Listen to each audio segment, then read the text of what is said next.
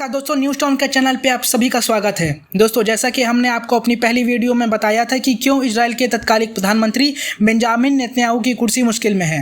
अब ताज़ा अपडेट्स के अनुसार हम आज आपको बताएंगे कि कैसे और कौन होंगे इजराइल के अगले प्रधानमंत्री। दोस्तों, जैसा कि आप सब जानते हैं कि नेतन्याहू इजराइल में सबसे लंबे समय तक प्रधानमंत्री रहने वाले नेता हैं और पिछले 12 साल से देश की राजनीति उनके ही इर्द गिर्द घूमती रही है। मार्च में हुए चुनाव में नेतन्याहू की लिकुड पार्टी को बहुमत नहीं मिलने के बाद दूसरे नंबर की पार्टियों को अन्य सहयोगियों के साथ सरकार बनाने का नियंत्रण दिया गया था। उन्हें बुधवार 2 जून की मध्यरात्रि तक बहुमत साबित करना था और समय सीमा समाप्त होने के कुछ ही देर पहले विपक्षी नेता यार लैपिड ने घोषणा की कि 8 दलों के बीच गठबंधन हो गया है और अब वो सरकार बनाएंगे।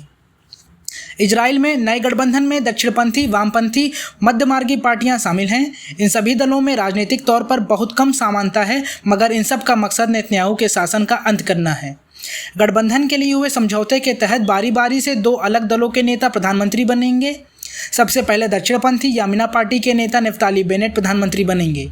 बेनेट 2023 तक प्रधानमंत्री रहेंगे। उस साल 27 अगस्त के वो मध्यमार्गी येस एडिट पार्टी के नेता यार को लैपिड को सौंप देंगे।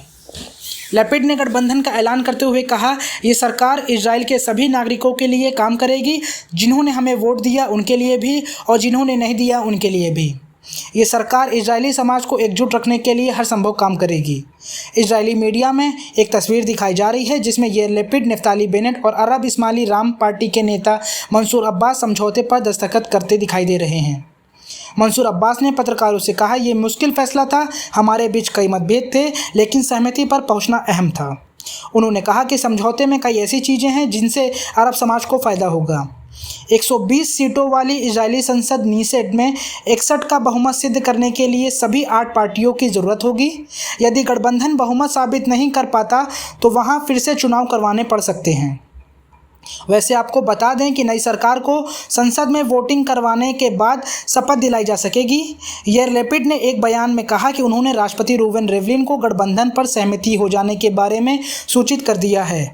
राष्ट्रपति रिवलिन ने संसद से कहा कि जल्दी से जल्दी सत्र बुलाएं ताकि वहां विश्वासमत करवाया जा सके। इन सभी खबरों के तत्कालिक प्रधानमंत्री नेतन्याहू ने अपनी प्रतिक्रिया देते हुए बोला कि गठबंधन सरकार बनाने के प्रयास सदी का सबसे बड़ा छल है और साथ ही उन्होंने चेतावनी दी थी कि इससे इजराइल की सुरक्षा और भविष्य पर खतरा खड़ा हो जाएगा।